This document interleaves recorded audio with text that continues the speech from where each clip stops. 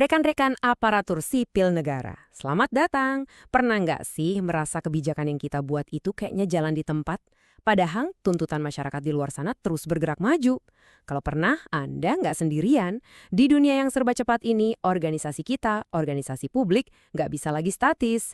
Nah, kali ini kita akan bedah sebuah kerangka kerja yang sederhana tapi powerful banget untuk membangun birokrasi yang terus belajar dan beradaptasi. Yuk, kita mulai.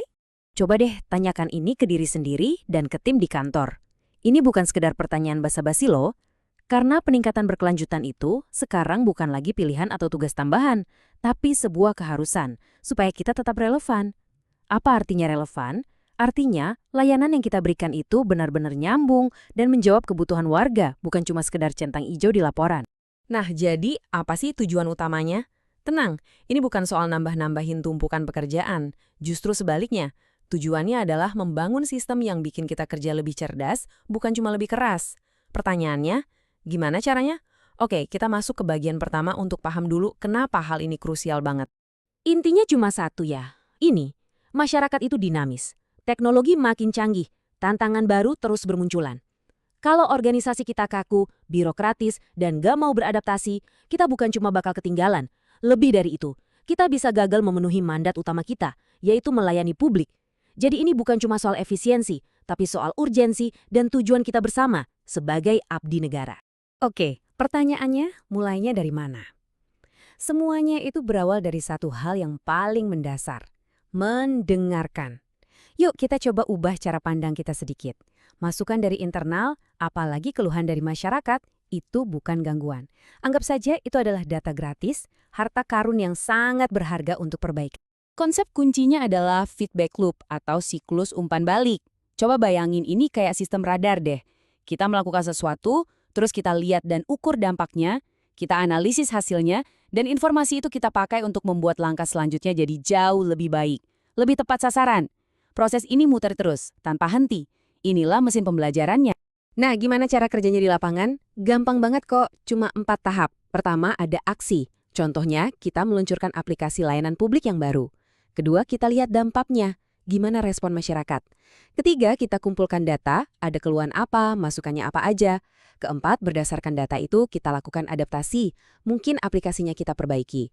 Nah, setelah diperbaiki, siklus ini muter lagi, terus-menerus. Sekarang, coba kita jujur sama diri sendiri. Budaya di unit kerja kita itu yang mana? Apakah kita cuma sekedar toleran sama keluhan yang menganggap keluhan itu gangguan yang penting cepat selesai, cepat ditutup kasusnya? Atau kita sudah ramah keluhan, di mana setiap masukan itu dianggap data berharga untuk cari akar masalah? Nah, pergeseran dari sekedar reaktif jadi proaktif inilah yang jadi kunci suksesnya feedback loop. Oke, mendengarkan itu penting, tapi jelas nggak cukup kan? Wawasan dan data yang kita dapatkan itu harus jadi bahan bakar untuk 2 aksi nyata berikutnya. Pertama, mengembangkan kapasitas orang-orang kita, dan kedua, mengelola perubahan itu sendiri dengan efektif.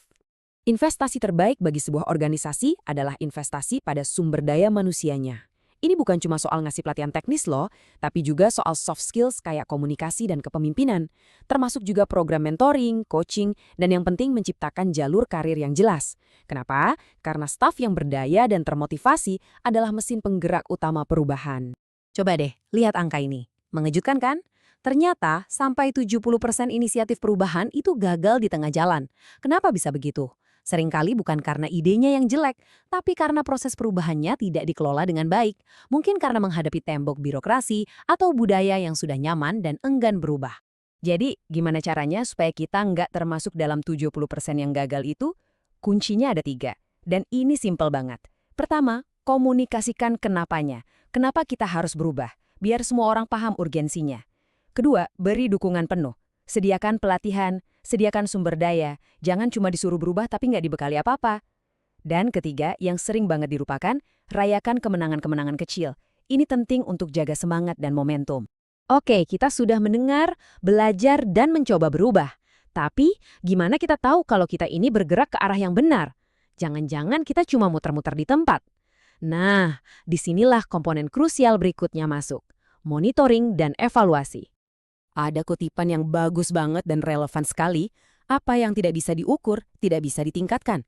Tanpa pengukuran yang jelas, semua upaya perbaikan kita itu cuma jadi tebak-tebakan. Makanya, monitoring dan evaluasi atau MONEV itu ibarat kompas yang kita butuhkan untuk memastikan setiap langkah kita itu terarah dan membawa hasil. Jangan pusing lihat tabel ya. Ini sebenarnya sederhana kok. Kita lihat contoh pertama ya. Target waktu respon layanan itu di bawah 24 jam. Tapi kenyataannya 36 jam. Datanya jelas kan? Dari situ kita analisis. Oh, ternyata ada bottleneck, ada sumbatan di alur kerja. Tindak lanjutnya, ya kita sederhanakan alur kerjanya. Sama juga dengan kepuasan pengguna aplikasi. Datanya menunjukkan ada fitur yang membingungkan. Ya berarti tindak lanjutnya revisi desainnya. Nah, data-data hasil MONEV inilah yang kemudian menjadi bahan bakar baru untuk siklus feedback loop kita selanjutnya. Nah, sekarang mari kita satukan semua kepingan puzzle ini. Kita sudah bahas soal mendengarkan, membangun kapasitas tim, mengelola perubahan, dan yang terakhir, mengukur hasilnya. Semua ini bukan bagian yang terpisah-pisah loh. Mereka membentuk sebuah siklus yang utuh, sebuah roda yang kalau terus kita putar, akan mendorong organisasi kita jadi lebih baik, lebih cepat, dan lebih responsif. Jadi, inilah resep lengkapnya. 5 elemen yang saling menguatkan. Kita mulai dengan feedback loop yang aktif. Ini didukung oleh budaya yang ramah keluhan. Kemudian, dieksekusi oleh staf yang kapasitasnya terus kita tingkatkan. Prosesnya, kita kelola lewat manajemen perubahan yang terstruktur. Dan terakhir, arahnya kita pastikan dengan MONEV sebagai kompas. Semuanya harus bekerja bersama-sama. Sebagai penutup, saya ingin mengingatkan Anda dengan satu pertanyaan reflektif ini. Perubahan besar itu nggak harus selalu dimulai dengan langkah raksasa. Mungkin besok, Anda bisa mulai dengan membahas satu saja keluhan dari masyarakat secara lebih dalam bersama tim. Atau mungkin mengusulkan satu sesi pelatihan kecil yang relevan. Coba pikirkan, dari 5 elemen tadi, langkah kecil apa yang paling mungkin bisa Anda mulai di unit kerja Anda? Besok